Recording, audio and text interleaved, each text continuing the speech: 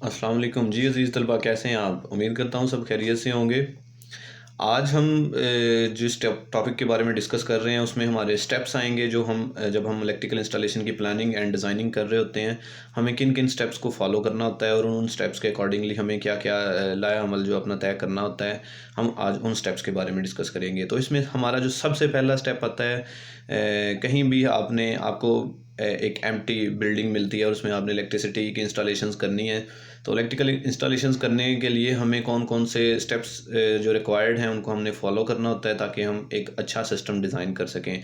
उसमें जो हमारा सबसे पहला स्टेप आता है, वो सबसे पहला स्टेप जो है वो सिलेक्शन ऑफ वायरिंग सिस्टम है। What type of wiring system you have to select for your new installations. तो आपने उसके अकॉर्डिंगली ही सामान को जो है वो मद्देनज़र रखना है कि हमें ये सामान जो है अवेलेबल है और इसकी इतनी इतनी क्वांटिटी चाहिए। तो हमारे पास मुख्तलिफ़ टाइप्स की जो वायरिंग सिस्टम्स हैं, अंडरग्राउंड भी है, ओवरहेड भी है, बैटन वायरिंग है, केसिंग कैपिंग वायरिंग है, और उसमें आपके आ जाता है अंडरग्राउंड है, ओवरहेड है। ये तमाम तरह की जो भी वायरिंग होगी हमें उसी के अकॉर्डिंगली जो है वो तमाम के तमाम सामान को जो है वो चेक करना होता है कि हमें वो अवेलेबल है कि नहीं है। तो सबसे पहला स्टेप हमारा यही है कि हमें वायरिंग सिस्टम कंफर्म होना चाहिए कि कौन सा वायरिंग सिस्टम हमने इसके अंदर इंस्टॉल करना है। दूसरा है कि हमें नंबर ऑफ़ सर्किट्स पता होने चाहिए कि हाँ, आपने कितने नंबर ऑफ़ सर्किट्स जो हैं वो डिज़ाइन करने हैं। आपके रूम्स कितने हैं, हर रूम्स के अंदर एक अलहदा सर्किट जाएगा। सर्किट जाने से मीनिंग ये है कि हर रूम के बोर्ड्स तक जो है सब मेन केबल जाती है। वो सब मेन केबल जो है वो हर रूम में कितने सर्किट्स जाते हैं। अब उसके लिए पावर प्लग जो है या पावर सॉकेट्स के लिए हमें एक अलहदा सर्किट होता है। इसके लिए आगे रूल्स रेगुलेशन है कुछ। उसमें हमें होता है कि ये 15 एम्पेयर से ज़्यादा सर्किट जहाँ पे हों वहाँ पे हमें एक अलहदा से सर्किट लेके जाना होता है। चाहे एक कमरे में 2-3 सर्किट्स भी जो हैं वो आप लेके जा सकते हैं। तीसरा इसका स्टेप है कि एस्टिमेशन ऑफ लोड। हमारा लोड जो है उस सेटअप के ऊपर कितना चलेगा, कितने आपके ट्यूब्स लाइट्स हैं, कितने पंखे हैं, एसी है, फ्रिज है। तो इलेक्ट्रिकल लोड का हमें पता होना चाहिए कि हमारे वायरिंग सिस्टम में इलेक्ट्रिकल लोड जो है वो कितना चलेगा। उसके अकॉर्डिंगली फिर हमें नंबर ऑफ़ सर्किट्स और उसकी वायर का साइज़ जो है वो डिसाइड करना होता है। और फोर्थ स्टेप ही हमारा ये है कि केबल का साइज़ जो है वो मेजर करना है आपने। तो केबल का साइज़ डिपेंड कर रहा होगा कि कितने एम्पेयर करंट उसमें से फ़्लो होगी और किस जगह पे वो इस्तेमाल हो रही है, यूज़ उसका क्या है, ये उसके ऊपर डिपेंड करेगा। फिर केबल का साइज़ हमने डिसाइड करना होता है। उसको डिसाइड करने के लिए बेसिकली जो है हमारे पास 3 स्टेप्स होते हैं। एक तो होता है कंडक्टर में करंट कितना फ़्लो करेगा, करंट के अकॉर्डिंगली उसको डिसाइड किया जाता है। दूसरा उसका होता है कि वोल्टेज ड्रॉप जो हैं वो अंडर लिमिट रहने चाहिए, आपकी कंट्रोल लिमिट में रहने चाहिए।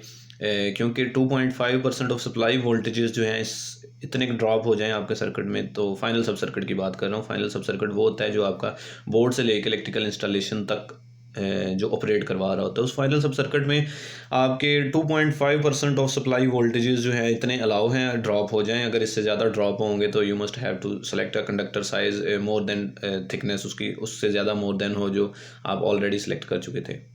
अब 329 अगर हमने तार लगाई हुई है तो उसमें फिर हम 336 या 729 पे स्विच कर जाते हैं अगर हमारे वोल्टेज ड्रॉप जो है वो उस लिमिट से ज़्यादा क्रॉस कर जाएंगे। और वो लिमिट मैंने आपको बताई है कि वो 2.5% ऑफ सप्लाई वोल्टेजेस होते हैं। उसके बाद फिफ्थ पॉइंट है हमारा स्विच गियर के साइज़ का जो है वो आपने selection of the size off switch gear. Switch gear में आ जाता है हमारे सर्किट ब्रेकर्स आ जाते हैं, हमारे ऑपरेटिंग स्विच आ जाते हैं। उसका साइज़ डिपेंड कर रहा होता है वो भी लोड के ऊपर। नॉर्मली जो हमारा ट्यूब लाइट्स और पंखों के लिए लोड होता है वो 5 एम्पेयर के यूज़ होते हैं। और अगर कोई पावर सर्किट के लिए यूज़ होगा, जैसे हम फ्रिज वगैरह चलानी हो, एसी वगैरह, तो वो 15 एम्पेयर से ज़्यादा 15 एम्पेयर से जो है उसके रेटिंग्स जो हैं वो शुरू होती हैं। और इसमें 1.2 टाइम जो है स्विच गियर का साइज़ ज़्यादा होना चाहिए। उसके बाद हमारा सिक्स पॉइंट जो है वो फ्यूज़ का साइज़ होना चाहिए। फ्यूज़ का साइज़ क्या होना चाहिए? फ्यूज़ का जो साइज़ है वो आपके लोड के ऊपर डिपेंड करता है कि आपका लोड कितना चल रहा है, और आपने उस लोड से ज़्यादा उसकी सेंसिटिविटी पे फिर डिपेंड करता है कि आपने कितना सेंसिटिव अपने सर्किट्स को डिज़ाइन करना है। अगर तो आपके पास 10 एम्पेयर लोड चल रहा है और आप उसके ऊपर 12 एम्पेयर का फ्यूज़ लगा देते हैं, और अगर आप 10 एम्पेयर से चाहते हैं कि 11 एम्पेयर पे भी जाए या 12 एम्पेयर पे भी जाए तो आपका फ्यूज़ जो है वो बर्न आउट हो जाए, तो ये इसके ऊपर फिर डिपेंड कर रहा होता है। जो मार्केट में मुख्तलिफ साइज़ की रेटिंग में मौजूद हैं फ्यूज़, और मुख्तलिफ टाइप्स भी हैं इसकी, HRC फ्यूज़ होते हैं, रीवायरेबल फ्यूज़ होते हैं, तो वो डिपेंड करता है कि सेंसिटिविटी जो है हमने किस टाइप की रखनी है। सेवन्थ है कि अवेलेबिलिटी ऑफ एसेसरीज़। डेफिनेटली हमें वो एसेसरीज़ सेलेक्ट करनी होती है जिसका जो इजीली हमें हमारे पॉइंट्स, हमारी लोकेशंस के ऊपर अवेलेबल हों। ये ना हो हम ऐसी एसेसरीज़ सेलेक्ट कर लें। मोस्टली होता है कि लोग इंटरनेट से देख के डिज़ाइन जो है वो सिलेक्ट कर लेते हैं, और बाद में पता चलता है कि वो बाज़ार में वो चीज़ें अवेलेबल ही नहीं हैं, तो उसमें हमें फिर मुश्किलात पेश आती हैं। तो हमें फिर उसमें देखना होता है कि जो एसेसरीज़ हमें ईज़िली अवेलेबल हैं उनका इंतखाब किया जाए। 8th है present load and future load. Definitely कि अब हमें एक सिस्टम डिज़ाइन करना है, इलेक्ट्रिकल वायरिंग करनी है, उसकी इंस्टॉलेशंस करनी है, तो मे बी कि हमें उस टाइम वो सारी चीज़ों की ज़रूरत ना हो, लेकिन इन फ्यूचर 2 साल 5 साल के बाद हमें वहाँ पे मज़ीद और चीज़ों की ज़रूरत पेश आए, तो वहाँ पर हम दोबारा से इलेक्ट्रिकल सिस्टम को जो है उसकी इंस्टॉलेशंस दोबारा से डिज़ाइन करने लग जाएँ, तो वो हमारे सिस्टम की खामी होगी। तो हमें फिर फ्यूचर फ्लेक्सिबिलिटी के लिए भी उसमें थोड़ा कुछ गुंजाइश रखनी पड़ती है। तो उसमें हम फ्यूचर के लिए 10% जो है मोस्टली ले लेते हैं कि 10% हर जगह के ऊपर लोड हमारा इन फ्यूचर इंक्रीज़ कर सकता है। उसके बाद है स्टैंडर्ड वोल्टेजेस। तो पाकिस्तान में इस वक्त स्टैंडर्ड वोल्टेजेस जो हैं वो सिंगल फेज़ के ऊपर 230 है, और 3 फेज़ के ऊपर 440 है। तो हमने जो भी इक्विपमेंट लगाना है वो इसी वोल्टेज रेटिंग के ऊपर हमें जो है ऑपरेटिंग वोल्टेजेस उसके यही होने चाहिए। कुछ ऐसे कंट्रीज़ हैं जहाँ पे DC 110 वोल्ट सिस्टम भी चलता है, DC 220 भी चलता है, तो वो फिर वहाँ पे इक्विपमेंट्स और एसेसरीज़ जो हमने इंस्टॉल करनी होती हैं वो उस स्टैंडर्ड वोल्टेजेस के अकॉर्डिंगली जो है हम डिज़ाइन करते हैं। तो हमारे पाकिस्तान में 50 हर्ट्ज़ और ऑपरेटिंग वोल्टेजेस जो सिंगल फेज़ के वो 230 वोल्टेजेस हैं, इसके अकॉर्डिंगली ही हमें डिज़ाइन करना होता है। उसके बाद हमारा 10th स्टेप है सेफ्टी प्रिकॉशंस। डेफिनेटली हर जगह पे जहाँ भी इलेक्ट्रिसिटी हम यूज़ कर रहे हैं, सेफ्टी प्रिकॉशंस जो हैं वो बहुत ज़रूरी हैं। सेफ्टी प्रिकॉशंस में हम अर्थ लीकेज ब्रेकर यूज़ करते हैं, दूसरे सर्किट ब्रेकर्स यूज़ करते हैं, ताकि इन केस हमें फॉल्ट वगैरह आए तो ऑटोमेटिकली ट्रिपिंग हो जाए, ताकि इंसानी जान जो है ये बहुत ज़रूरी है, इसकी प्रोटेक्शन की जाए, इसकी हिफाजत की जाए।